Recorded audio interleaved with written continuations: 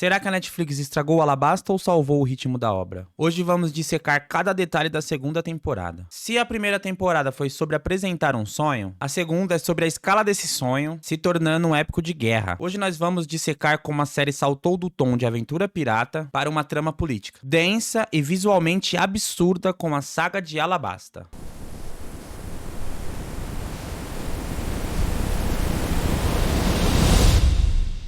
Pega o seu café ou a sua Akuma no Mi, porque o que a Netflix mudou aqui dita o futuro de One Piece por mais 10 anos. Olha, vamos ser sinceros, ninguém acreditou que um live action de One Piece daria certo, né? A maldição das adaptações dos animes era real, era pesada. Até que a primeira temporada chegou e calou a boca do mundo inteiro. Mas agora o jogo mudou. A Netflix não tem mais o benefício da dúvida. Agora ela tem a responsabilidade do sucesso. Peso do sucesso da primeira temporada. Pra gente entender a escala da segunda temporada, a gente precisa lembrar do fenômeno que foi 2023. A série não foi só a mais assistida, ela foi validada pelo próprio Eiichiro Oda. Isso deu um cheque em branco para os produtores, mas também criou um problema. O mundo de One Piece cresce de forma exponencial. Na primeira temporada, o cenário era West Blue, vilas pequenas, barcos simples, vilões como Bug e o Arlong, que apesar de perigosos, eram locais. Agora entramos na Grand Line, o cemitério dos piratas. Aqui a física não faz sentido, o clima é insano e o governo mundial começa a notar o bando do chapéu de palha. A expectativa subiu, porque agora não queremos ver apenas o Luffy esticando. Queremos saber se a Netflix consegue sustentar um mundo onde baleias são do tamanho de ilhas e sociedades inteiras estão em colapso. A mudança do tom e escala. A escala aumentou em 3 pilares principais: visual, narrativo e orçamentário. No visual, saímos de vilas de pescadores para reinos desérticos e ilhas pré-históricas. O desafio do CGI aqui é o triplo da primeira temporada. Narrativo. A introdução da Baroque World. Não é apenas mais um vilão por ar. É uma organização criminosa invisível que controla um país inteiro pelas sombras. Isso traz um tom de suspense que o anime demorou para construir, mas que o live action precisou acelerar. Orçamentário. Cada episódio transparece um orçamento massivo. A Netflix sabe que o One Piece é o seu novo Stranger Things ou Game of Thrones. E é aqui que entra o nosso comparativo. Para fazer a escala funcionar no live action, muita coisa precisou ser cortada, fundida ou adiantada. E alguma dessas mudanças, bom, elas vão dividir opiniões. Mas antes de falarmos do deserto do Alabasta, precisamos falar de onde tudo recomeçou, Loguetown, a cidade do começo e fim.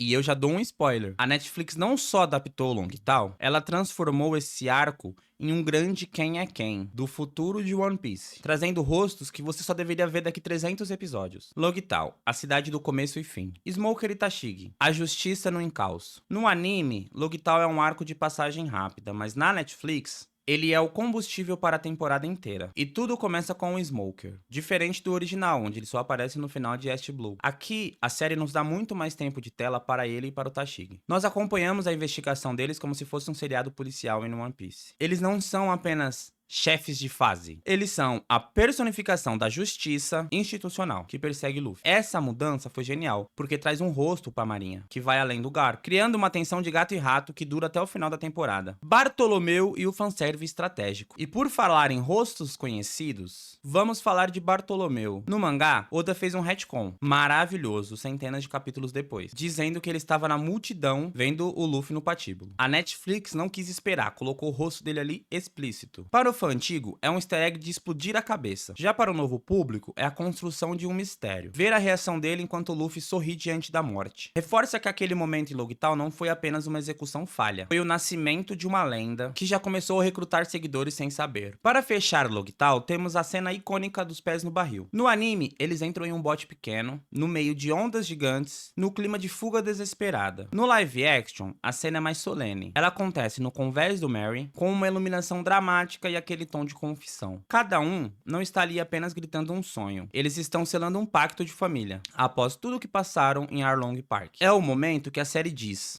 o prólogo acabou, agora o bando é um só. E é com esse espírito que eles cruzam a Reverse Mountain e dão de cara com o nosso próximo tópico, uma baleia do tamanho de uma montanha. Mas atravessar a montanha é a parte fácil, difícil é o que vem depois. O encontro com Croco, o mistério da Laboon e a introdução da organização que vai caçar o bando em cada centímetro desse novo oceano. Vamos falar de como a Netflix adaptou o estômago de uma baleia e a introdução da Baroque Works, a Grand Line e o jogo de xadrez da Baroque Works. Assim que o bando bando atravessa a Reverse Mountain, dão de cara com a Laboon. No material original, a cena é um deleite absurdo. O bando é engolido e encontra o Crocus, morando numa ilha com céu pintado dentro da baleia. Já a Netflix decidiu aterrar essa cena. O Crocus agora vive no farol, e o encontro é mais sob a aura de velho lobo do mar e a tragédia da Laboon, do visual psicodélico dentro do estômago da baleia. Isso ajuda a manter o tom de perigo real dentro da Grand Line. E eles trocaram a casa dentro da baleia por uma atmosfera de mistério narrativo, que foca no que realmente importa: a promessa de Luffy e o respeito que Crocus desenvolve por esses novos piratas. O Whiskey Peak e o corte da luta de Luffy versus Zoro. Agora vamos falar do elefante na sala, o corte da luta entre Luffy e Zoro em Whiskey Peak. No anime, muitos fãs acham a luta desnecessária ou até fora de personagem para o Luffy. A Netflix foi cirúrgica aqui ao cortar esse mal-entendido. A série prioriza a confiança cega que o bando tem um no outro. O foco sai de quem ganharia uma briga e vai direto para o que interessa: Baroque Works. Em vez de perder tempo com um conflito interno cômico, o roteiro acelera para mostrar que o bando está sendo caçado por uma organização criminosa muito perigosa e profissional. É um ritmo de thriller. Eles descobrem a conspiração, encontram a Vivi e precisam fugir, ponto final. Isso traz uma agilidade para a série que o anime nunca teve nessa fase. A primeira impressão da Miss All Sunday. E é no meio desse caos que conhecemos a Miss All Sunday, a nossa Nico Robin. No anime, ela surge do nada no navio, quase como uma força da natureza curiosa. No live action, a introdução dela é muito mais calculada. Ela é trabalhada como uma figura de autoridade nas sombras. A série constrói o medo que a Vivi sente por ela muito antes do encontro físico. Quando ela finalmente aparece, você não sente apenas curiosidade. Você sente que o bando encontrou alguém que está 10 passos à frente de todo mundo. É a Robin estratégica, a mente por trás do Crocodile. Essa construção prepara o terreno para um arco muito mais forte que vem no futuro. Mas se a Baroque Works parecia perigosa em Whiskey Peak, em Little Garden ela se torna aterrorizante. No próximo bloco, vamos discutir como a Netflix transformou poderes bobos, como cera, em cenas de horror, e como ficou o CGI colossal dos gigantes Dory e Brog. Será que a escala realmente funcionou? A escala de Dory e Brog. Chegamos em Little Garden. E aqui o desafio técnico subiu de nível. Como adaptar gigantes de 20 metros sem parecer um filme de baixo orçamento? A Netflix acertou na perspectiva. Diferente do anime, onde a escala flutua. Aqui os gigantes são montanhas vivas e consistentes. O uso de captura de performance garantiu que a alma de Dory e Brog, aquelas risadas icônicas, fosse preservada. Enquanto o CGI focou no peso, cada passo treme a tela, cada golpe derruba florestas. Eles não são apenas cara grandes, são guerreiros de 100 anos. E você sente o peso dessa história em cada marca de ferrugem nas armaduras. Mr. Tree, de poder bobo a arma letal. Mas o grande destaque desse arco é como a série adaptou o Mr. Tree. No anime, o poder da cera era quase um plástico mágico. No live action, a Netflix transformou Doru Doru no Mi em algo digno de um filme de suspense. A cera aqui é mostrado como algo viscoso, quente e sufocante. A cena de tortura da cera, Candle Service, ganha um tom de horror corporal. Ver a névoa caindo e endurecendo na pele dos atores cria uma tensão de contagem regressiva real. O Mr. Tree deixa de ser apenas um burocrata excêntrico e passa a ser um estrategista cruel que mobiliza até os gigantes. Foi a prova de que com a direção certa, qualquer poder estranho de One Piece pode parecer aterrorizante. O que ficou fora em Little Garden?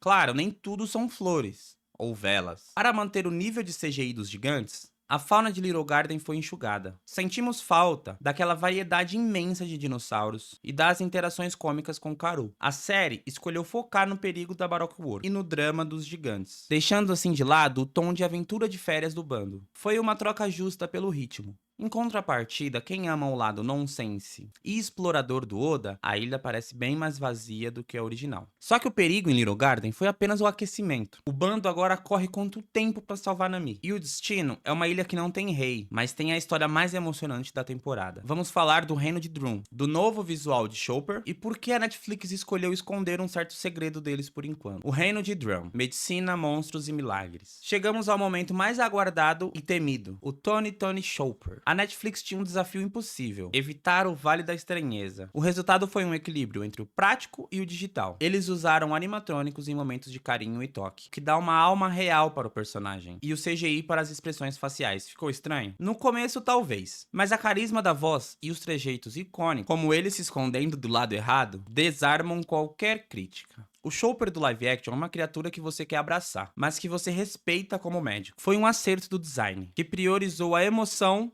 em vez do realismo puro. O sacrifício de Hillook e as cerejeiras. Se você não chorou no anime, o live action vai te pegar pela humanidade. A história do Dr. Hillook foi adaptada, com um tom mais melancólico e íntimo. Enquanto no anime é um espetáculo de gritos e cores, a série aposta no silêncio e na performance. O monólogo sobre quando as pessoas morrem. Não é um discurso para a multidão, é um último ensinamento para seu filho adotivo. E o visual final das cerejeiras no gelo. A Netflix usou uma iluminação mais atmosférica, que faz o rosa parecer um milagre naquele frio desolador. É o coração da temporada, e a prova de que a série entende que One Piece é sobre sonhos estranhos que sobrevivem à morte. O Apple e o segredo das Rumble Balls. Duas mudanças aqui mostram como a Netflix está pensando no futuro. Primeiro, o Apple. Ele não é mais só um vilão bobo. Ele está conectado diretamente ao Crocodile. Drum virou uma peça política no tabuleiro da Baroque Works, o que dá muito mais urgência para a história. E a segunda mudança. Cadê as Rumble Balls? A série decidiu segurar o power-up do Chopper nessa temporada. O foco é ele como médico e personagem. Guardar as transformações excessivas economiza o custo de CGI e cria um hype absurdo para quando ele realmente precisar virar um monstro, para proteger o bando. Foi uma escolha de roteiro corajosa, que prioriza o crescimento dele como personagem. Drum foi o teste emocional, mas o bando agora realmente chega no olho do furacão, Alabasta, onde a poeira, a guerra política e o vilão mais intimidador da série até aqui os esperam. No último bloco, vamos dissecar o que esperar do grande final e da guerra que vai mudar tudo. Balanço geral, o que melhorou, o que faltou. Olhando para trás, essa segunda temporada foi uma prova de fogo. O que melhorou? O ritmo. A Netflix conseguiu transformar centenas de páginas de mangá em uma narrativa serializada que não te deixa desgrudar da tela nem um momento. A construção de mundo antecipada fez a Grand Line parecer um lugar onde tudo está conectado, e não apenas uma sucessão de ilhas aleatórias. Por outro lado, sentimos o peso das escolhas, a ausência de elementos mais camp, ou bobos, como o destaque Karo, ou as lutas mais absurdas. Mostra que a live action escolheu o caminho do drama, de aventura épica. Para alguns, isso tira um pouco da magia do Oda. Para outros, é o que torna a série fantástica para o grande público. Expectativas para a terceira temporada, a Guerra Total. Agora, os olhos estão todos na terceira temporada. Entraremos no clímax de Alabasta. Como eles vão adaptar? Uma guerra civil com milhares de figurantes? Como será o visual das logias, com um Crocodile se transformando em areia de forma visceral? Além disso, teremos um momento X no braço, a despedida de Vivi, que é possivelmente a cena mais icônica de toda a obra. Se a Netflix acertou com um tom emocional em Drum, com Hillook, temos bons motivos para achar que o Alabasta vai ser o Game of Thrones dos piratas. No fim das contas, One Piece da Netflix parou de ser apenas uma adaptação para se tornar uma nova forma de experienciar essa história lendária. Eles estão copiando o anime? Ou refinando o ritmo para uma nova geração? Mas e você? Qual mudança te incomodou? Ou qual foi o acerto que te fez pular do sofá? O Chopper ficou como você imaginava? Deixa aqui nos comentários porque a gente vai ficar de olho em cada detalhe dessa série de One Piece. Eu sou o Mike e esse foi o nosso mergulho profundo na segunda temporada de One Piece. Até a próxima e um abraço.